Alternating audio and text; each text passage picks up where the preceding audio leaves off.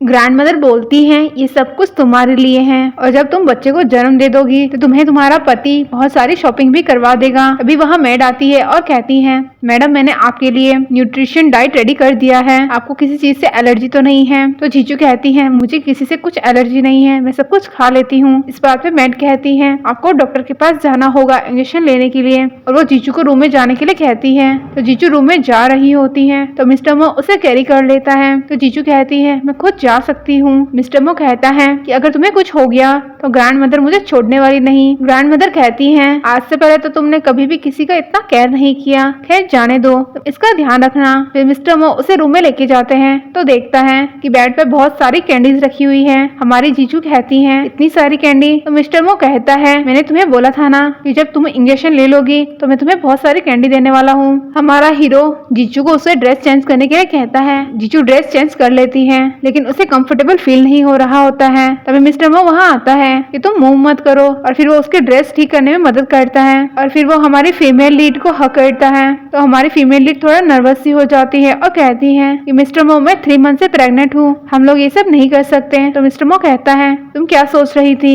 मैं तो बस अपने बच्चे को फील कर रहा था, तुम जाओ बेड पे सो जाओ, मैं बाहर कास्ट पे सो जाता हूँ, तुम्हें अगर किसी चीज की जरूरत हो तो तुम मुझे बुला सकती हो। और ये बोलकर वो वहाँ से चला जाता है। जीजू कहती है कि अगर मेरी बेली में ये बच्चे नहीं होते तो मिस्टर मो कभी मेरे साथ इन्वॉल्व नहीं होते, छोड़ो मुझे ये सब नहीं सोचना चाहिए। फिर जीजू सोई भी होती है और उसे बुरे सपने आते हैं, इस वजह से वो उड़ जाती है। तो मिस्टर मो दौड़ के आता है और उसके हाथ में गन होती है। जीजू मिस्टर मो के हाथ में वो गन देख लेती है और डरने लगती है। मिस्टर मो उसके पास जाकर कहते हैं तुम्हें क्या हुआ। जीजू कहती है कि मुझे पूरे सपने आए तो मैं डर गई। तो मिस्टर मो उसे अपनी बाहों में सुलाता है और कहता है कि अब तुम मेरी बाहों में हो, तुम्हें कोई भी नुकसान नहीं पहुंचा सकता है, तुम सो जाओ। तो जीजू कहती है कि मैं नहीं सोऊंगी, मुझे दोबारा से बुरे सपने आएंगे। तो मिस्टर मो कहता है कि अगर तुम नहीं सोओगी तो मैं तुम्हें किस करूंगा। तो जीजू अपने फेस पे ब्लैंकेट कवर कर लेती है। मिस्टर मो कहता है कि ठीक है मैं तुम्हें टीज नहीं करने वाला और वो स्टोरी सुनाने लगता है उसे सुलाने के लिए। तभी वहाँ पे मिस्टर मो का असिस्टेंट आ जाता है और हमारी फीमेल लीड सो गई होती है।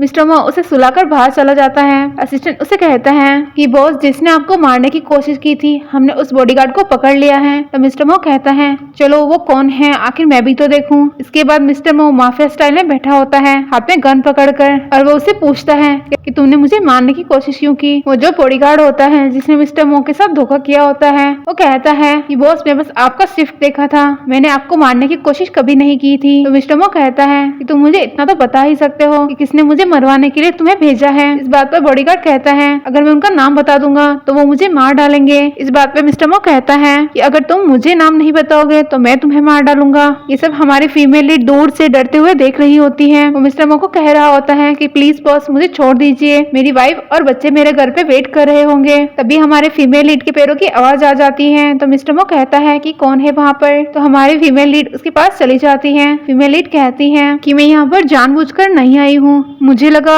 आप किसी परेशानी में हो इसलिए मैं यहाँ पर देखने के लिए आ गई। तो मिस्टर मो उसकी आईज क्लोज करने जाते हैं लेकिन मिस्टर मो के हाथों में ब्लड लगा होता है। ये देखकर जीजू डर जाती है। मिस्टर मो अपने असिस्टेंट से हैंकी लेकर उस ब्लड को साफ करता है और जीजू को बोलता है डोंट वरी मुझे कुछ भी नहीं होगा, वो एक बुरा आदमी है। तभी जीजू को वोमिट होने लगती है। तो मिस्टर मो कहता है यहाँ पर ब्लड की बहुत स्ट्रॉन्ग स्मेल आ रही है, तुम रूम में चलो। तभी जीजू कहती है क्या तुमने पहले भी ऐसा काम किया है। तो मिस्टर मो कहता है डोंट वरी मैंने पहले भी ऐसे बहुत सारे लोगों के साथ डील किया है। तो जीजू मन में बोलती है कि इसलिए तुम वो बीड वाला ब्रेसलेट पहनते थे ताकि तुम सेफ रहो और मैंने वो तुम्हारा ब्रेसलेट तोड़ भी दिया। मुझे टेंपल जाके तुम्हारे लिए प्रे करनी होगी और तुम्हारे लिए वो दूसरा बीड वाला ब्रेसलेट बनवाना होगा। मिस्टर मो जीजू को एक नेकलेस देते हुए कहता है ये तुम्हारी स्किन के साथ ये कलर कितना अच्छा लग रहा है। तो जीजू कहती है कि मुझे बाहर वॉक के लिए जाना है। तभी वहाँ पर मेड आती है कि आपको इंजेक्शन लेनी होगी बच्चों को सुरक्षित रखने के लिए। तभी मिस्टर मो कहता है कि तुम इंजेक्शन के बाद में जा सकती हो क्योंकि मुझे ऑफिस के रिलेटेड कुछ काम भी है, फिर मैं ऑफिस चला जाऊंगा,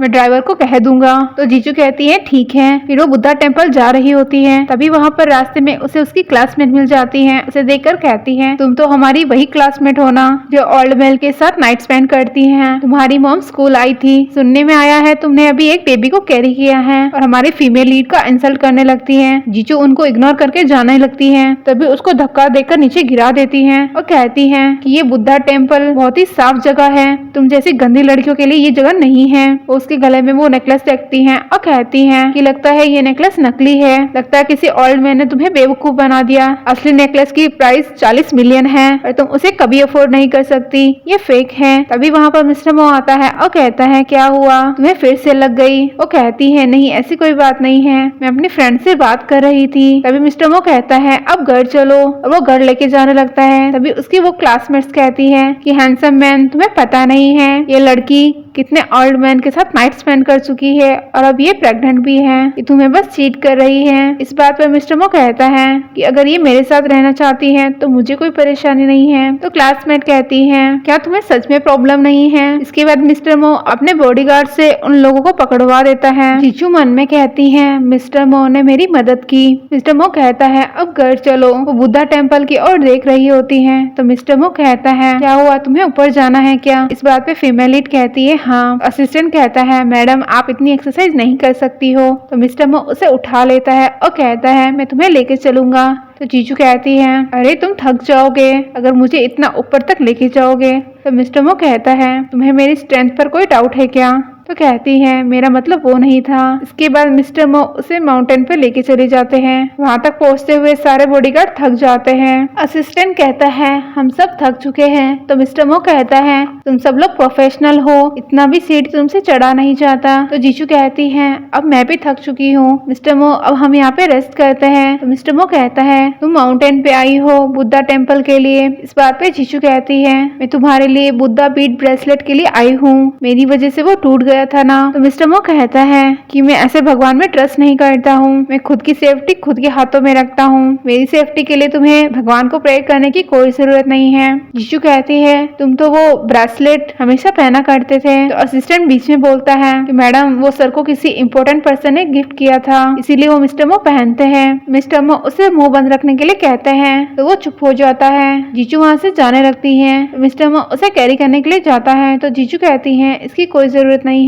जीजू मन में कहती है मिस्टर मो आप भगवान में बिलीव नहीं करते हो फिर भी वो ब्रेसलेट पहनते हो, इसका मतलब तुम्हें किसी लड़की ने दिया होगा, इसलिए वो तुम्हारे लिए बहुत ज्यादा इम्पोर्टेंट है। उसके बाद हमें डिनर का सीन दिखाया जाता है। जीजू खाना नहीं खा रही होती है तो ग्रैंड मदर कहती है क्या हुआ, तुम्हें मेरे ग्रैंडसन ने बुली किया है क्या। तो जीजू कहती है नहीं ग्रैंड मदर ऐसा कुछ भी नहीं है। तो ग्रैंड मदर कहती है अब तुम्हें इसे मिस्टर मो बोलना बंद कर देना चाहिए, अब तुम्हें इसे हस्बैंड बोलना चाहिए। मिस्टर मो कहता है ग्रैंड मदर आप इसे टीच मत करो। जीजू खाना नहीं खा पा रही होती है तो मिस्टर मो कहता है क्या हुआ। तो जीजू कहती है मेरा पेट भर गया है, अब मुझे ये खाने का मन नहीं है। तो मिस्टर मो उससे बाउल लेकर उसका खाना खाने लगता है। अगले दिन हम देखते हैं मिस्टर मो अपने असिस्टेंट के साथ एक बहुत ही महंगा डायमंड मंगवाते हैं हमारे जीजू को प्रपोज करने के लिए, और उसके लिए एक रिंग बनवाता है। तो असिस्टेंट कहता है कि बॉस जब से आप मैडम से मिले हो तब से आपके बिहेवियर में बहुत चेंजेस हो चुके हैं। तो मिस्टर मो कहता है तुम बकवास करना बंद करो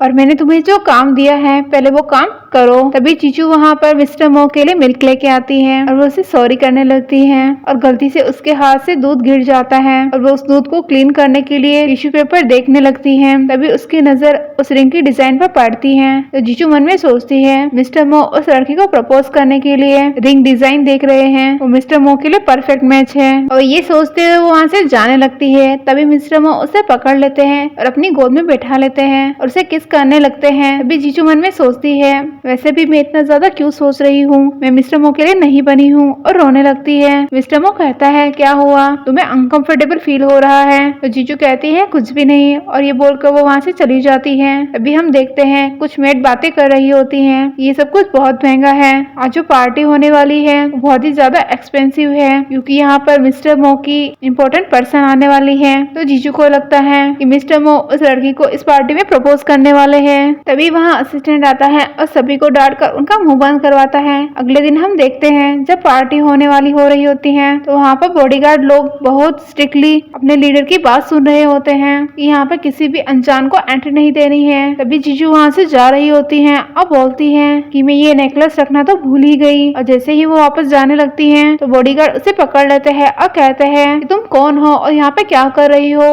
तो जीजू कहती हैं मैं मो हाउस में रहती हूँ। तो बॉडीगार्ड कहता है क्या तुम मुझे बेवकूफ समझती हो, मैं मो फैमिली के हर एक मेंबर को जानता हूँ पर मैंने तुम्हें पहले कभी नहीं देखा, तुम झूठ बोल रही हो ना। और उसके साथ बदतमीजी करने लगता है। तभी वहाँ पर मिस्टर मो का असिस्टेंट आता है और कहता है तुम्हें पता भी है तुम किसके साथ ये बदतमीजी कर रहे हो। मिस्टर मो का बॉडीगार्ड कहता है ये लड़की बोल रही थी कि ये मो हाउस में रहती है, मैं इसको सबक सिखा रहा था।